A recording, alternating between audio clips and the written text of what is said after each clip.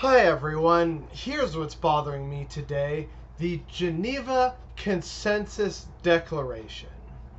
This is apparently a declaration signed by 32 of the world's most illiberal, authoritarian, and repressive governments and nations that basically just decided that women have no intrinsic right to abortion, nor is there any mention of LGBT people being people or citizens or anything like that.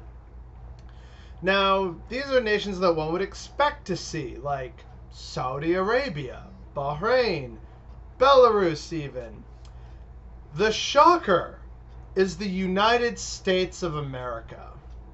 The US is one of these 32 countries that signed on to it, saying that women have no intrinsic right to abortion, nor do any inherent protections exist for LGBT people. So if you're still wondering about what the lesser evil is come November 3rd, here's yet another example. So basically, like, this declaration is basically against abortion being used as a form of family planning. And if you're pro-life, of course, you're probably thinking, yeah, this is great. I wish more nations were like this. But it ignores things such as rape, sexual assault, familial rape, and not providing safe access or any outlets or coverage for women trapped in these horrific situations. Because most of these countries, quite frankly, don't care about women, even though, newsflash, you kind of need women to ensure that you have a population that continues. Oh, God, it's all just so frustrating. You know, like, some of these countries on this list, like Hungary, Indonesia, Brazil, Saudi Arabia, Uganda, these do not or should not come as a surprise to people. Oh yeah, well, you know, they're not really progressive like the West and other corners of the world. And yet, notable among them is what's supposed to be the shining city on a hill, America, the beacon of might and success and progress. And here they are, happily being buddy-buddy with the worst of the worst in terms of human rights abuses around the world. What does that say? And also, what does it say that your media has not really picked up on this? And what does it say about your Supreme Court and this Amy Coney Barrett trying to be forced through? And everyone's talking about overturning Roe v. Wade. And Mike Pompeo, who's seen, standing proudly shoulder to shoulder, albeit 2 meters apart, with some of these other autocratic abusers and celebrating this as a great victory. What does that say? Really?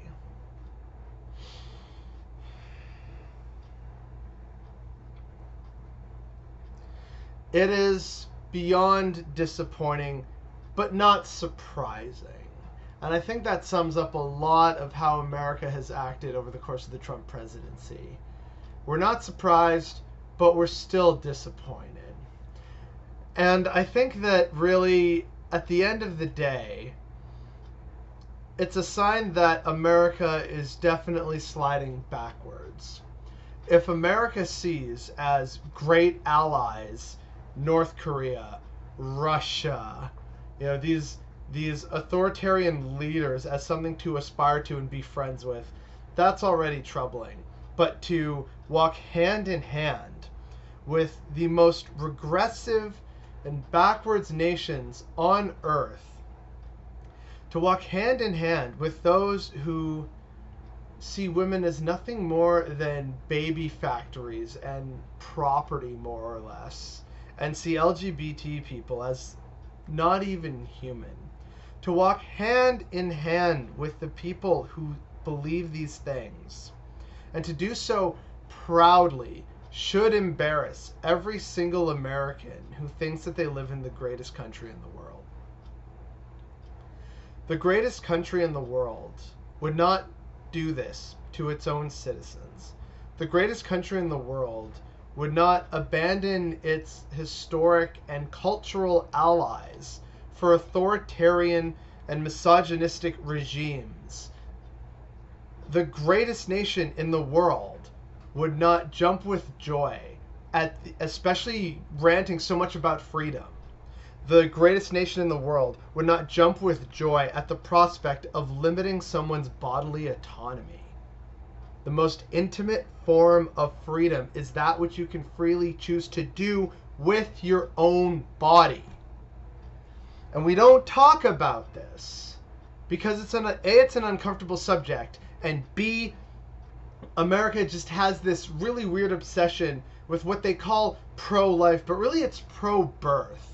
If they were pro-life, they would hate that kids are in cages. If they were pro-life, they would hate that there are starving, suffering children anywhere in the world, but especially in their own backyard.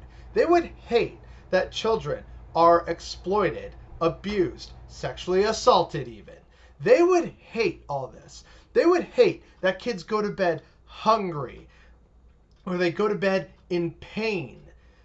America is not a pro-life country. It is a pro-birth country. And I'm tired of the debate being, oh, well, if you're not pro-life, then you must like killing babies.